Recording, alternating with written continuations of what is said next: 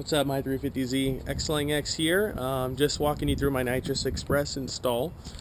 See here I have a 2007 350Z VQ35HR, of course. And in the back, oh shit, just installing the 370Z spark plug. So one step colder, it's proven. Help you out, make it a little bit safer to run a larger shot.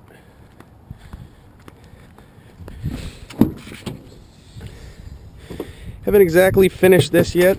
I'm going to put a support here and a support here so that it at least makes it flush. But here I have my Nitrous Express 10-pound bottle, the bottle heater and all the components hooked up there, freshly filled, etc., etc.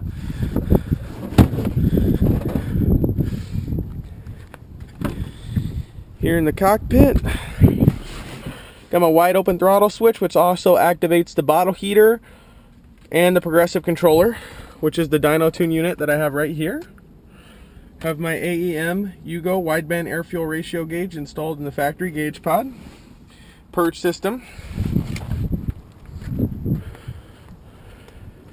It's a little bit messy, you'll have to bear with me.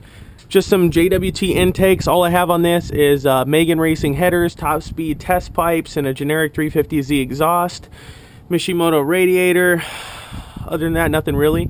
Fuel pressure safety switch. What I did here was I tapped into the crossover rail just like the Dyno 2 Nitrous system, and I just threaded and tapped it for this fitting right here. Now this allows you to just run the nitrous line completely through to the fuel, and I have my solenoids still hidden back here. So when the engine cover's on, there's really not much to look at. I live in California, so I got to be wary of cops.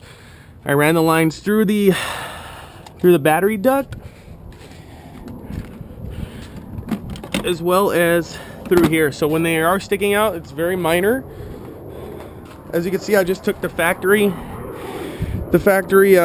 pipe units, drilled and tapped, just put a little fitting in there. It's for the nitrous on that one. So on this one, I blocked off this port. I was noticing it getting a lot of fuel pooling inside of the factory box here. When this was attached to there, I noticed when I did take my intakes off, there was quite a bit of fuel in there. So I switched, I just put a socket in there, just capped it off. Other than that, when the engine cover's on, it completely covers all this. All you see is those two nozzles right here, which I tend to wrap in black electrical duct tape for the wiring.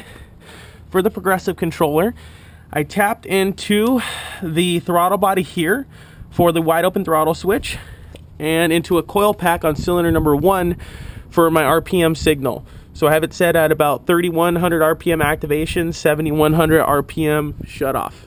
So it's pulls pretty hard. Back here I just have my standard purge, just aiming up here. When the hood is closed, it shoots out pretty good. But anyways, that's it. Figured I'd walk you through it. It's really easy to set up. It should take the average do-it-yourselfer about maybe 1 day max.